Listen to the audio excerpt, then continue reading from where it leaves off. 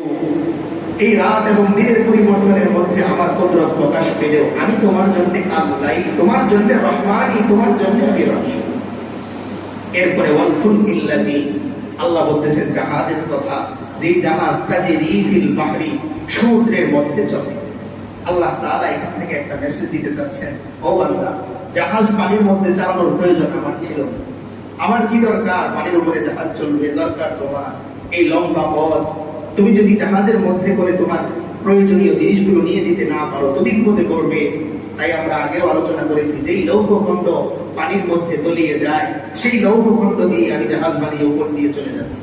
আল্লাহ তাআলা বলতেছেন, এটার মধ্যেও আমি আল্লাহর ক্ষমতা আছে, যে পানি তার মধ্যে তলিয়ে দেওয়ার ক্ষমতা নাই, বরং আমি পানিকে অর্ডার করি তলিয়ে দাও, আমি পানিকে অর্ডার করি ভাসিয়ে দাও।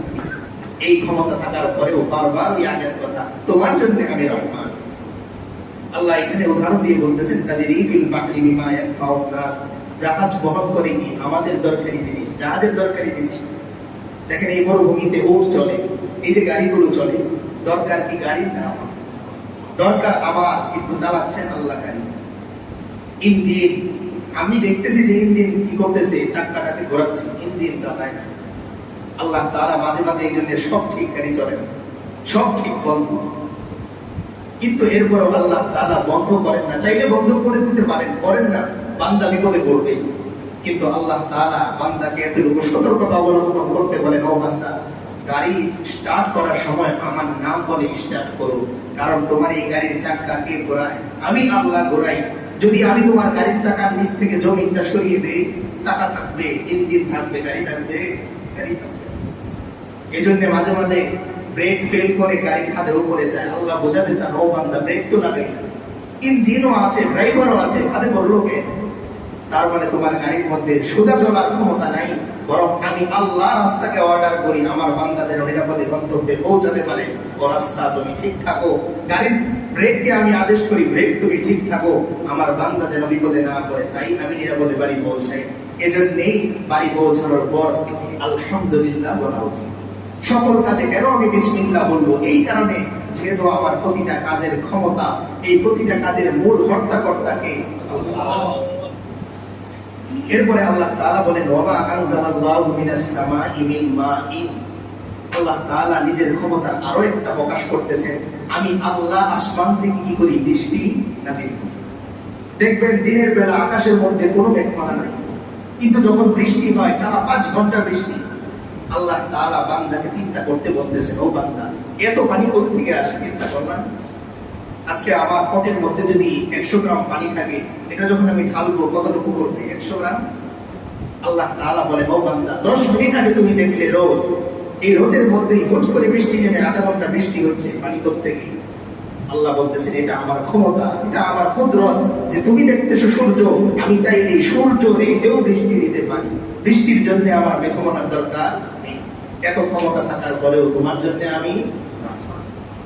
এরপরে আল্লাহ বলতেছেন, ফাহিয়া বিহিল আরদ, যেই জমিনের ব্যাপারে তুমি নিরাশ হয়ে গিয়েছিলে, যেই বছর কেউ পাম্প থেকে পানি দিবে না, আল্লাহ বলতেছেন, ও বান্দা, দুনিয়ার মানুষ পাম্প বন্ধ করে দিতে পারে, দুনিয়ার মানুষ পানি বন্ধ করে দিতে পারে, কিন্তু মনে রেখো, তোমার একজন রহমান আল্লাহ আছেন, যিনি দুনিয়ার মানুষের পাম্পকে অতিক্রম করে আসমান থেকে পানি দিয়ে তোমার জমিনকে সজীব করে দিতে পারে।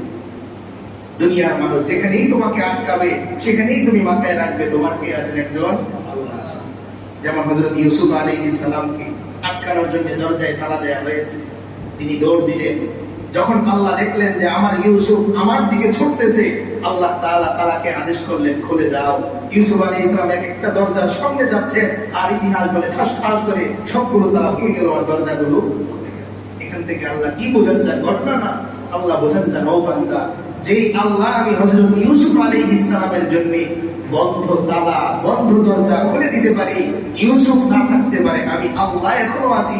এখনো যদি তুমি কোথাও বিপদে পড়ো, হযরত ইউসুফের মতো তুমি আমার দিকে দৌড় দাও, আমি আল্লাহ ওয়াদা করতেছি, তোমার জন্য রাস্তা আমি খুলে দেব। তাহলে আমার পানির ব্যবস্থা যে আল্লাহ করতে পারেন, আমার বৃষ্টির ব্যবস্থা যে আল্লাহ করতে পারেন, সেই আল্লাহ আমার সবকিছুই করতে পারেন। আমি দিতে প্রস্তুত না।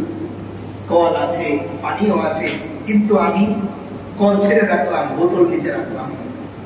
দোষ কার? আমার, আমি বোতল দিলাম না। আল্লাহ এটা বোঝাতে চাচ্ছে আমি তো রহমান, আমি তো রহিম, কিন্তু বান্দা তুমি তো তওবা করতে প্রস্তুত না, তুমি তো ক্ষমা চাইতে প্রস্তুত না, বরং তুমি প্রস্তুত কিভাবে তোমার ব্যবসাটা আরেকটু ভালো করা যায়, তুমি প্রস্তুত কিভাবে বাড়িটা সুন্দর করা যায়, তুমি প্রস্তুত কিভাবে জমির দামটা আরেকটু বাড়ানো যায়, তুমি প্রস্তুত কিভাবে জিনিসের দাম বাড়ানো যায়, তুমি প্রস্তুত দুনিয়া নিয়ে।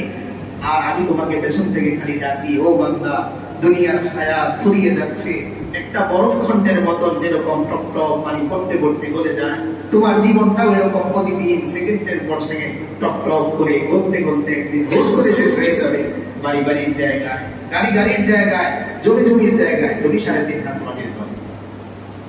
এরপরে আল্লাহ বলতেছেন, আল্লাহ তাআলা নিজের